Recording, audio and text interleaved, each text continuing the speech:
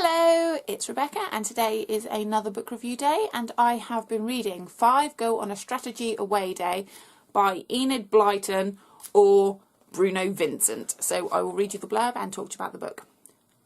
By the end of the day, we will have formed a holistic approach that should really be a paradigm shift for you all. Join Julian, George, Dick, Anne and Timmy the dog as they embark on a day of activities designed to bring them closer together.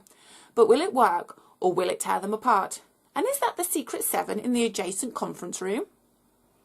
So, these books came out a while ago, along with those, no, not Penguin, what they called Ladybird books. Do you remember the Ladybird books that we read when we were children? About very simple things, the Ladybird book of birds and the Ladybird book of transport and all those kind of boring things, but they were easy to read for children. And they recently brought out Ladybird books that were a little bit more adult and a little bit silly and a little bit rude. And they also brought out these Enid Blyton parody books. I've got a couple of these. And they were kind of good stocking fillers and Christmas presents and joke gifts and all that kind of stuff. And I thought, well, give it a go. Read the Famous 5 when I was younger.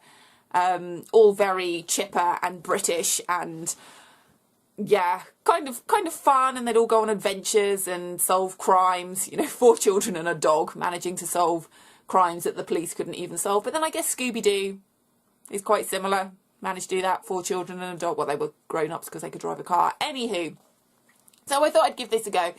And it is written in the style of Enid Blyton. So it is very, come on gang, let's go. It's all, you know, really kind of energetic and all that kind of stuff.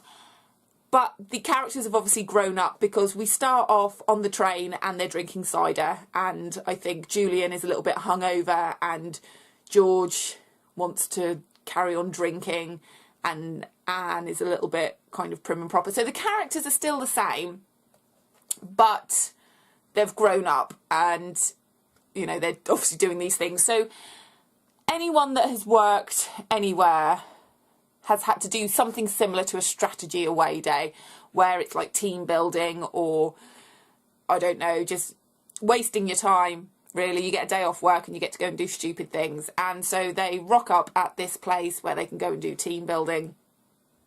And it's that, it's satirical because it's very close to the truth, which is what satire is. It's funny because it's pretty much true. And it still has the elements of the old Enid Blyton, but it wasn't as funny as I was expecting it to be. It reminded me very much, and I can't think what it's called, and somebody will remind me, but do you remember years and years ago, French and Saunders and Adrian Edmondson and some others did parodies of the Famous 5. Can't remember what it was called. I've only seen it fairly recently because I think it first came out in the 80s when I was a bit too young.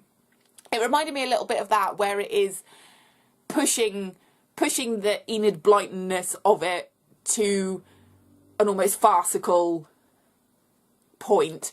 But I just didn't find this funny. I think the other one I've got is 5 on Brexit Island, something like that, which I will read.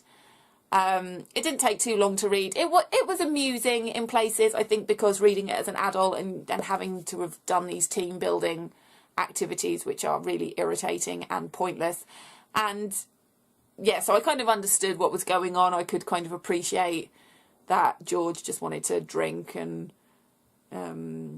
yeah, that, you know, Julian was in charge and had to have the final say and everything. And, you know, it was just...